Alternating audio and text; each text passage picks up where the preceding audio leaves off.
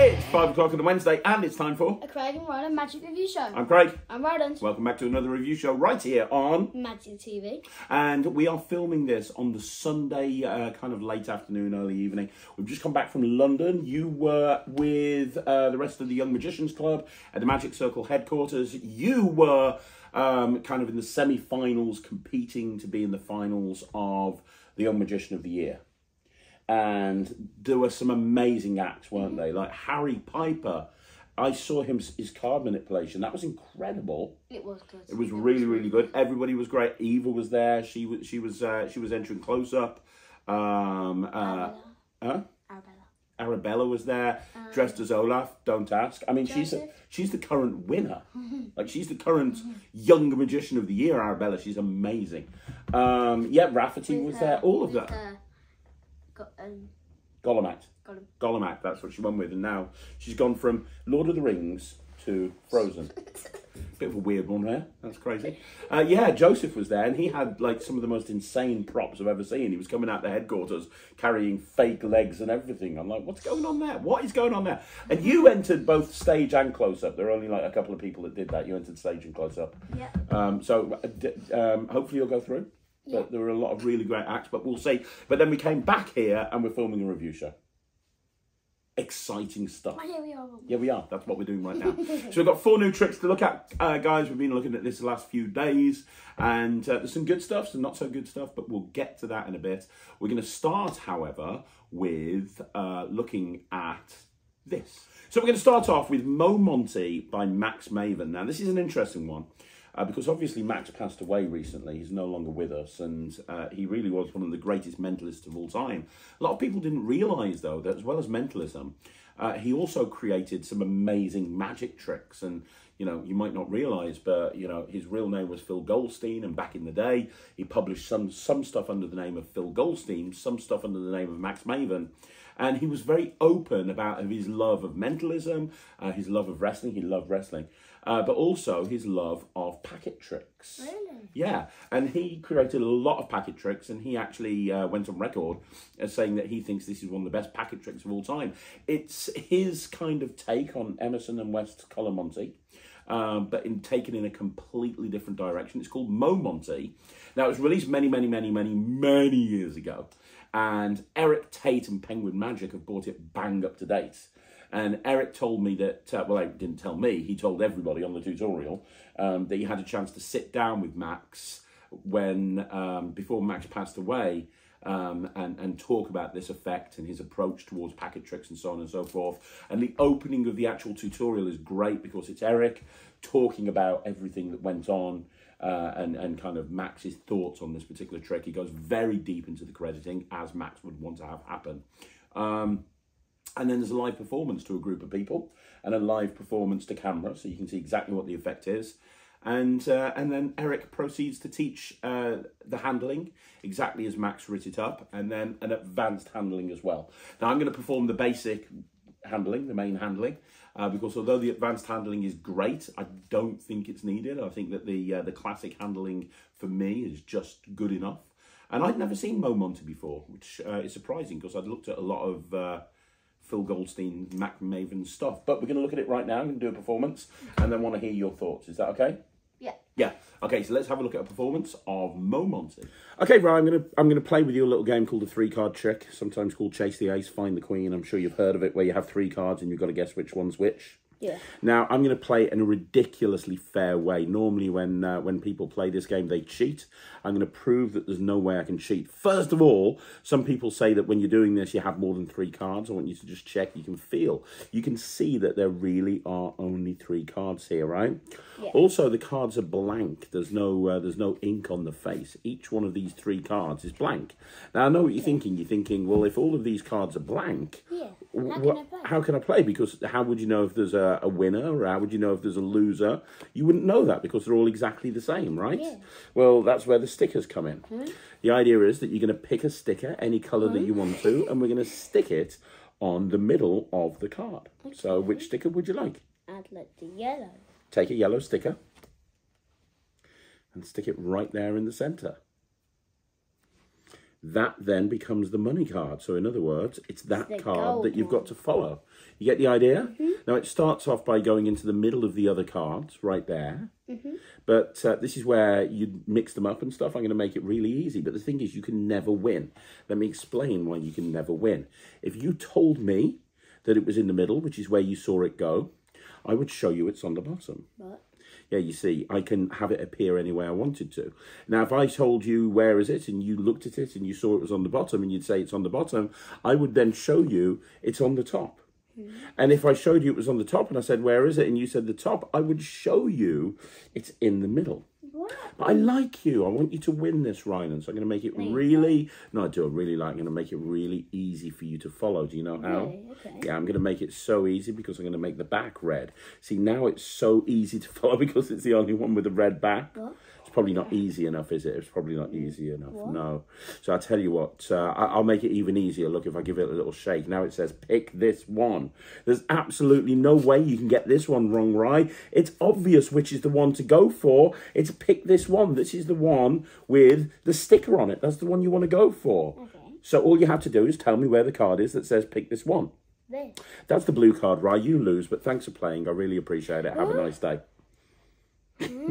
You'll never beat me. Okay, so that was a performance of Monte. Worryingly, you haven't, ever been this quiet, ever. Are you okay? Yeah. I think he wants to build Jurassic Park Lego. Yeah. We went to the Lego shop and bought Jurassic Park Lego. But first of all, the review show. Yeah. Right, so Monte. Now, I'm interested in your thoughts on this, purely because you do One Card Monte by Alaka Zamani and Bailey. Yeah.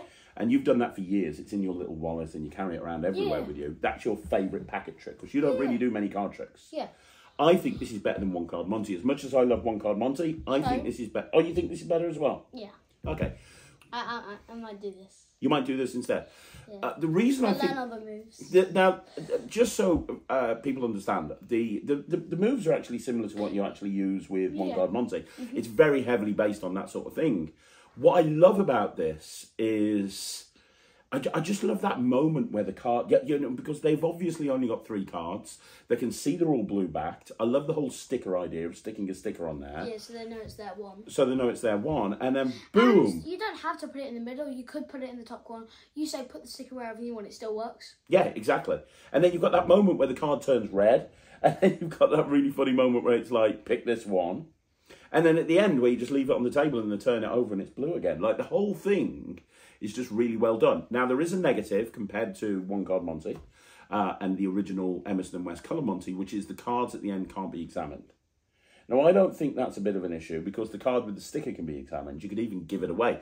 To be honest, if you had a whole bunch of blue-backed, blank-faced cards, you could have the card signed and not use a sticker and give the card out and then just put another blank card in with the other 2 and you're ready for the next one. So you could give that card away, but I think that the focus is on that card and that can be examined if you want it to be. I don't think it's an issue that the rest of the cards can't be examined. I think there's so much going on. You do it, you put it away and you move on to something else. I don't think it's an issue, to be perfectly honest. I don't know what you think. But you need to be aware the cards can't be examined at the end. Outside of that, the moves are relatively simple. Diminishing lift sequence, couple of simple moves. Eric is one of the best teachers in Magic, in my opinion, and he goes through everything with a fine-tooth comb. As I say, there's lots of other stuff. I love the fact there's live performances. There's performances to camera. That's always good. Live performances are always good. Yeah, and you got an extra gimmick card as well, and a sheet of stickers. So you got enough stickers to last a whole bunch of time. It's easy. It's not a difficult thing to do. It packs small, plays big. You don't have to use a table if you don't want to. There's no table required, really. It's all in the hands, which makes it perfect for walk around. Look, there's a million Monte routines. I love them all, and they've all got their pros and their cons. Stand-up Monte is great. The Corner of Piccadilly is great. I've got my own version, which is coming soon to the Netrix, www.netrix.com. Cookies! Shut up. But I think this is really, really good. And I think signing the card and then just giving it away to them, I think that would be the way to go, I reckon. Yeah. You just said you're going to learn this, which is a big thing for a card routine. I'm definitely going to do this. I'm going to give this 95%. What about you? 95. 99%. 99%. 99% from Ryland, the Kid Magician. 95% from me. It's really good. You can get it directly from Penguin or anywhere that they wholesale to, which is most dealers these days. Having said that, we're now going to move on. Let's have a look with the next trick. Let's look at that right now. What is it? So next up by Big Blind Media, we have Wild Wave, which is another John Bannon trick. A John Bannon packet trick. It's turning into a packet trick special today. Yeah. But we have another packet trick by John Bannon and a room card to the Radisson where we stayed, weirdly. Don't know why that ended up in there. Oh, he collects room cards. Just, you know, he doesn't hand them back in like you're meant to when you check out the hotel. He goes all over the world and collects room cards. There you go. So this is a great John Bannon trick. This is John Bannon's name is synonymous with packet tricks. I mean, some of the best packet tricks of all time have been created by John Bannon. In my opinion, the greatest packet trick of all time, which is Twisted Sisters, was created by John Bannon. Yeah, absolutely. And this is another John Bannon crazy awesome trick. It's very easy to do. Now, Ryland did this for Instagram, didn't you? You filmed this actually at the Radisson.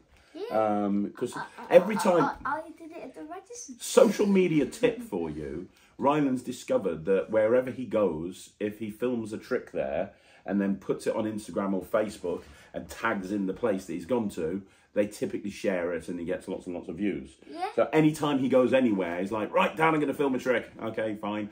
And the Radisson, you know, you've done so many different things there. The Radisson really like it. They always comment and they always share, especially if you do it in front of the Mini. You did the red syringe thing in front of the Mini, and you did. I used the Mini for the colour. You did, yeah. And then you did the dancing cane. That was that day that I was really ill, if you remember, and you still wanted me to film me doing the dancing cane up in the corridor. And this was... Oh, yeah. Yeah. And then this is shot... this was shot at the Radisson with the Mini in the background. Anyway, let's have a look at it. This is... The Mini in the background. This is live from the Radisson. This is... this is the Wild Wave. Forgot the name of the trick there. Wild Wave. I went to the Radisson with red with my dad. Dad never number between 1 and 10. 3. 3. That's that card right there. Now... you chose that card. Let's have a look at these. You can see that all these cards, by the looks of it, are all red. As you can see, these cards are all red. Now your card was actually the only black card. What? Now what you're going to do is you're going to deal or split. You know what that is. What do you want first? Deal. Deal. Split. Split. Split. Split. Deal. Deal. Deal. Deal. Split. Split. Now, deal them into 2 piles. Now, this is your pile, this is my pile. Let's have a look what you got. You got straight. There's only one thing that can beat that. That's a flush, but I can't get a flush because, well, actually, I'll snap my fingers. I now have a royal flush. Whoa! So, Wild Wave, I love that trick. I really like this. It's like a combination of Brainwave, or kind of like an 8-card Brainwave, even though it's 10 cards. It's a combination of 8-card Brainwave. It's with a poker deal and a wild card finale. Like, there's a heck of a lot going on. You need 10 cards to make 2 flushes. Yeah, and I do love the cards. I love the fact that I got a royal one. You did? You did? You got straight. Well, that's of course you cheated. I didn't cheat. You cheated. I love the hook to this. You know, obviously it wouldn't make sense Ryland using this hook, but the whole idea of, hey, I go to lots of casinos and I collect a card from each casino I go to. Yeah, when no one's going to buy that from you. I gamble. I gamble a lot. I'm 10. I've seen a lot in life, and I gamble, and I steal a card every single time I go to a casino. But I love that as a hook. Daddy, that's naughty. I know, I'm terrible. I love that as a hook. You're not supposed to steal cards from the casino, Daddy. The way that they get the card picked at the beginning is brilliant, by the way. Anyone who knows this, I've seen it before, but it still fooled me when I saw John Bannon do it. And the count that he uses to show that all the cards are red is a really nice variation on a sort of an all-round subtlety. But I've never seen this variation before, and it's typical genius John Bannon thinking. The nice thing about this trick is that at the end of the routine, everything is examinable. Nice. So you can examine everything and you put it all back together and it's an instant reset. You don't need a table. You can do it into the spectators' hands. You know, I don't really do many gambling themed tricks, but this is something that I could definitely see myself doing. I don't think you'd do this. I don't think this is, I know that you learnt it to do it on the review show and you said, hey, I'm going to do it for Instagram, and that's all well and good. But I don't think this is the sort of trick that you would do. Neither. No, I think this is the sort of thing I would do, but you tend to steer away from anything to do with gambling and playing cards and so, unless it's like a little packet trick, like a Monte style thing, you tend to keep away from it. But I go to a lot of events where people go, oh yeah, I wouldn't want to play cards with you. You know, can you teach me how to cheat at cards? This is the perfect trick to come up with because there's so much happening. You know, they pick a card, you show it's the only card that's black and the rest are red. You then do the poker deal thing and you show the magical change at the end and everything's examinable. Perfect for grabby spectators. I'm definitely going to throw this in my close-up case. I also think that this is so easy. It's not the sort of thing I do all the time, but if it was in my close-up case and then like I got to a gig and I was like, it'd be perfect for that, and I hadn't done it in 6 months, I'd be able to remember it. It's a really easy trick to remember. I know you're not going to do it, but hopefully you can appreciate it's very good. Yeah, that's why I'm going to have to give it 79. 79%, the highest mark we can give something if we're not going to do it. I'm going to give it 90%. I'm definitely going to do it. It's not going to go into my #1 set. It's not going to be something that I'm going to do every single gig. But I love the fact that it's examinable, it's easy, it's instant reset. It's got lots of magical moments. It's got an interesting hook. It just goes in your top pocket and you're ready to go. Typical genius John Bannon thinking, oh, there you go, Monte. I'm set for a strolling gig now. 2 packet tricks there. So yeah, 90% from me, 79% from Ryland. Let's move on with a trick that's not as good, to be honest. Okay, so next up we have RN Magic presents Edge by Rizki Nanda. Okay, Edge. Yeah, who's an incredible magician and creator and has brought many, many things out in the past. And this is, what you get in here is you get a card case and you get a gimmick. Now the card case is gimmicked, although it could be examined. And the gimmick is gimmicked. It can't be examined, but they never see the gimmick. You know, it's added and taken away as a necessary thing. But the whole idea of this particular routine is that the card case that you're supplied with, and I'm going to take that out without you seeing the gimmick. This is the card case. It looks just like a normal card case, and you could use this. The whole idea is that you're not supplied the deck of cards. You could put cards in it. Yeah. You have to supply the deck of cards. You put the cards in. This becomes the card case that you use for your regular deck of cards. And then you also have a gimmick, which takes up no pocket space. And that gimmick, you can add to this card case at any moment. It's a very easy gimmick to ring in and ring out. And that gimmick will allow you to do a really strong penetration trick. And it is actually a really strong penetration trick. Now, you did this for Instagram, didn't you? Yeah. While we were at the Radisson. And you put it up on Instagram already. Yeah, no, it was while you were at Pizza Hut. You did it at Pizza Hut, didn't you? You did it at Pizza Hut. Pizza. Yes. And I did it while the pizza arrived. Yeah, you did. Well, I did it while my stuffed crust pepperoni extra cheese pizza arrived. Yeah, and then sharing size. Yeah. Because I said to share it with him. Yes, we shared a pizza. And it was super big. It was very big. Big pizza. But we managed it. Yeah. Pizza. Pizza team. Pizza team. Yeah, so here's the thing about this, right? The thing you need to understand is you're about to see a performance of Ryland doing it for Instagram. He starts off with the cards, because you've only got a minute on Instagram for a reel, and most of the stuff he puts on his reels. You've got at the beginning, it starts off with the cards kind of out-jogged out of the box, because we tried to film it without that and it was running too long. So the cards are already out-jogged out the box. It's just worth noting that, because you don't have to like walk over to a table with the cards in that position.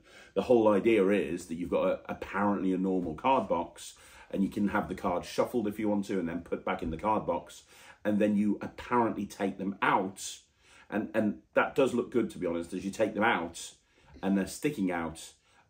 That's where you end up in the situation that Ryland's video starts. Just wanted to let you know that, but let's have a look at a performance from Instagram of Ryland performing Edge by Rizki Nanda. I'm here in a restaurant in London with my dad. Now, my dad just picked a card, and it was this card.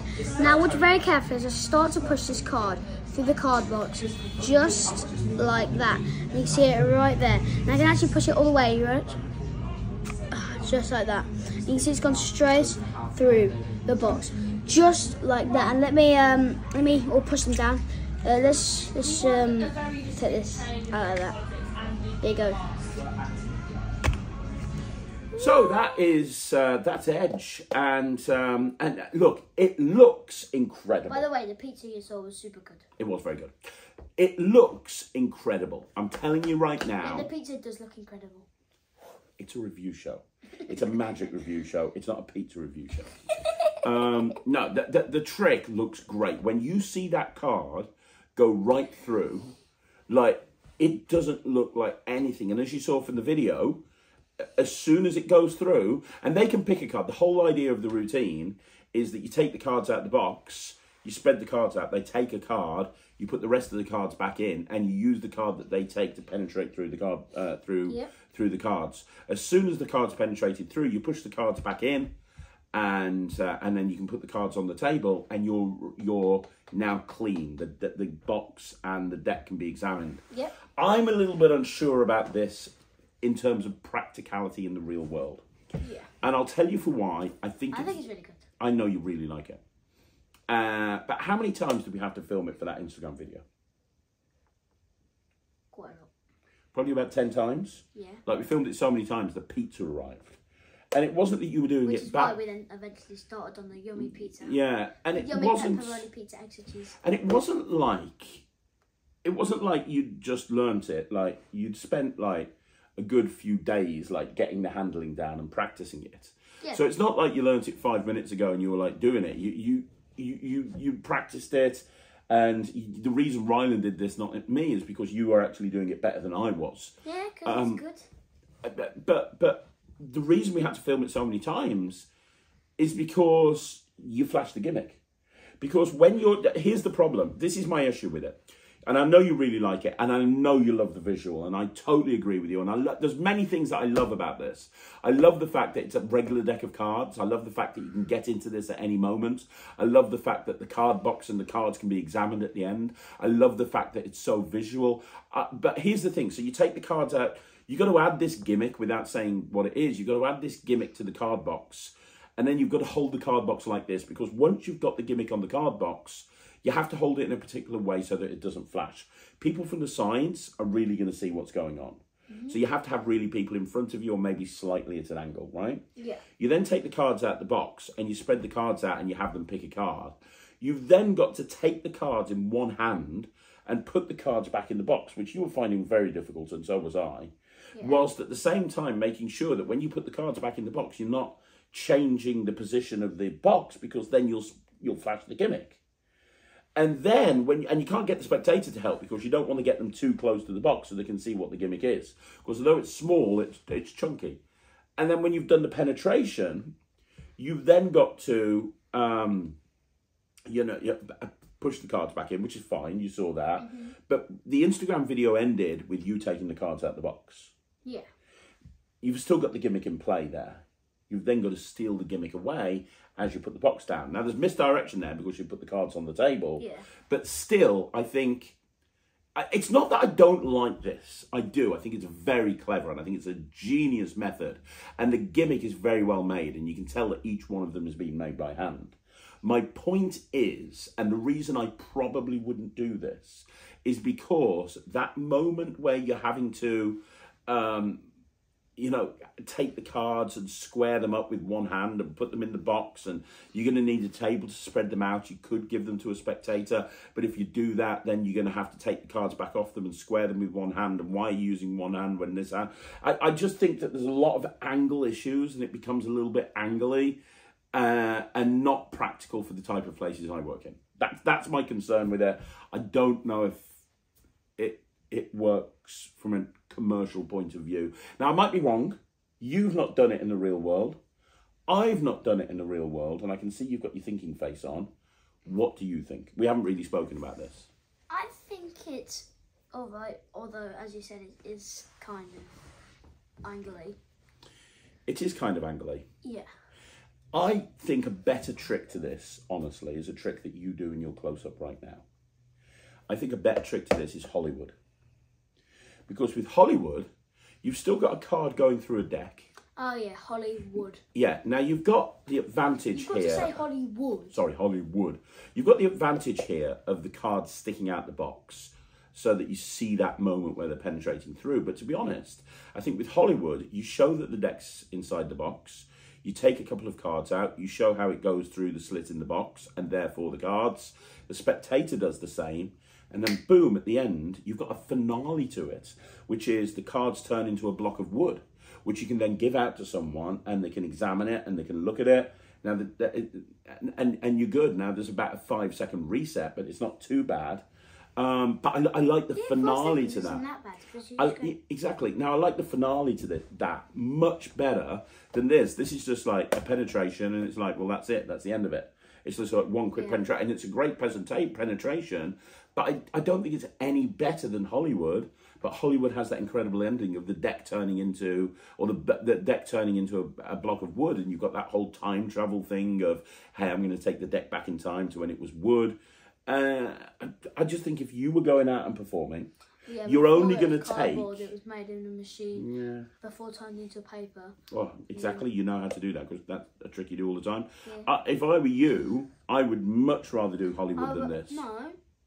Hollywood. Sorry, Hollywood. I'd much rather do that than this. Yeah.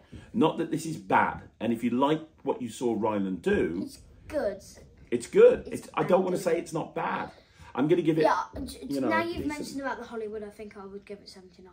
79%. Yeah. You'd rather do Hollywood. Yeah. I think it's better. I really do. And I don't want to take anything away from Rizki and Nanda. This is only my opinion. I know that there's going to be people that are going to be watching this, that are going to get this, and they're going to be going out and they're going to be killing with it, and they're going to be able to work out how the angles are going to work to make this work, and they're going to kill it, and they're going to go, Craig's full of crap. This is amazing. This works in the real world. And this is only my opinion. But my opinion, having played with it for over a week and having played with it and messed with it, is I wouldn't feel comfortable doing this in a real world situation. I would be too worried about the angles, especially when there's an alternative that's better, in my opinion. So I'm going to give it 75%. What did you give it? 79? 79. 79. I mean, also, you have done it on Instagram. Instagram is a valid way of performing these days. He has done it on Instagram, and you'll put it on Facebook, I'm guessing, as well. But it's all right, but I don't think it's the best. 79%. Yeah. So the final trick is called 14. And it's my favourite part of this is the presentation. It doesn't really fit me in terms of, or at least I don't think it fits me. But the whole idea is that the magician that comes out, and he's hilarious, by the way. He talks about how he's been cursed. He's very funny. He talks about how he's been cursed with the number 14. Ooh. And he talks about how like everything, he lives at number 14, and he gives his address, and he talks about how that all adds up to 14. And as he goes on, his address is it's something, some letter, number, letter. Yeah. It'll be like some letter 9 4. Yeah. 9 5. Letter. And it's really funny. Now, I'm going to do a performance of this right now so you can see basically what the routine is. But it's a very, very funny routine. Very fun. Perfect for a stand-up show. I live in number 14 on the number 14 road. Perfect for, that's part of his presentation. Perfect for a walk around, perfect for a stand-up show, a parlour show. I also think it's really good for like tables and stuff. We'll talk about that more in a bit, but let's have a look at a performance. Okay, Ryan, I want to tell you about a friend of mine. He's a magician and he is cursed.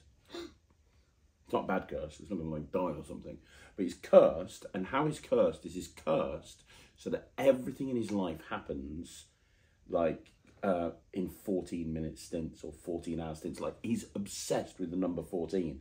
And the number 14 keeps coming up over and over and over again.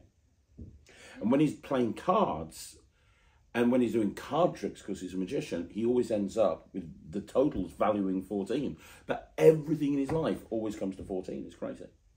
It's seriously crazy. Let me give you an example.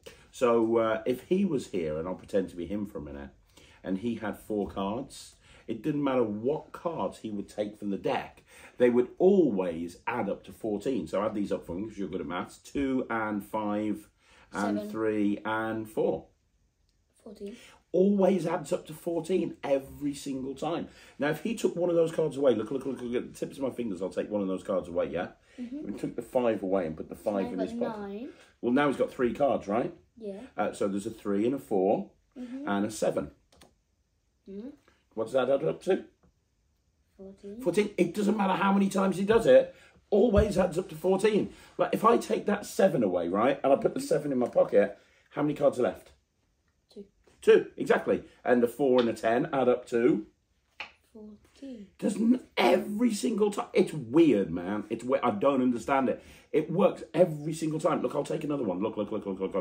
I'll take the 4, yeah? I'll take the 4. I want to see the 4 goes right here in my pocket. There it goes. Look.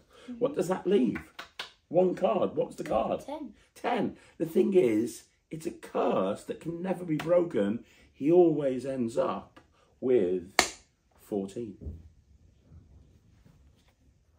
So that is a performance of 14. Now, here's the thing. I love this trick. Yeah. Like, I think this trick is great.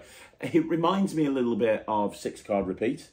I've got 1, 2, 3, 4, 5, 6 cards. If I throw one away, we've still got 1, 2, 3, 4, 5, 6 cards. Throw one away, we've still got 1, 2, 3, 4, 5, 6.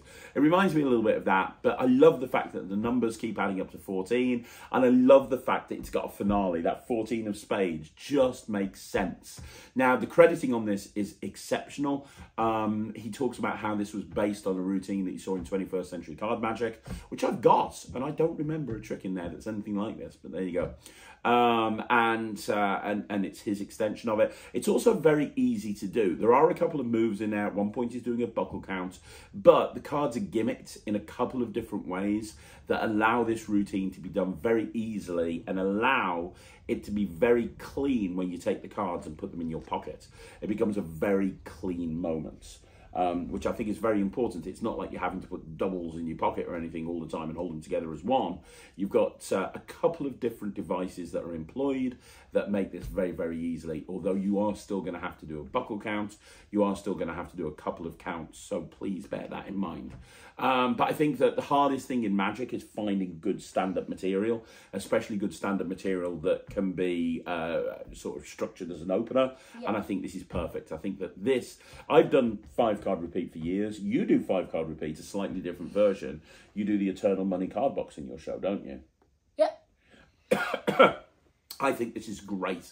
I don't know if you're going to do this. I think you prefer the Eternal Money card box because you do it to music, and this is something that you'd have to present because they're going to have to know what, you know, you couldn't just do this to music, you know, you're going to have to say, you're going to have to give a presentation to it. So I don't know, I haven't asked you about this, but I think he's going to prefer the Eternal Money card box, which we reviewed recently. Yeah, I do.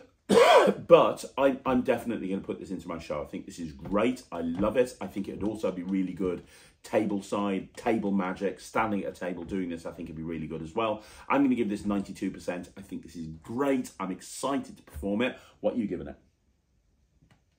79. 79%. Knew you wouldn't do it. If you want something that's, you know, it's a 20-minute tutorial, which 20, 30-minute tutorial, tells you everything you need to know. Cards are really good. Everything's really good. Not that difficult. It's great. Go buy it if you want to. I'm going to definitely do it. There you go. There's no visa in the bag. There's no visa in the bag. There's no visa in the bag. This is the flying boom card. Go there. What are you doing? I hit the... No, you need to... I'm so sorry about I'm so sorry about you. He's violent. He's violent. He's got violent tendencies.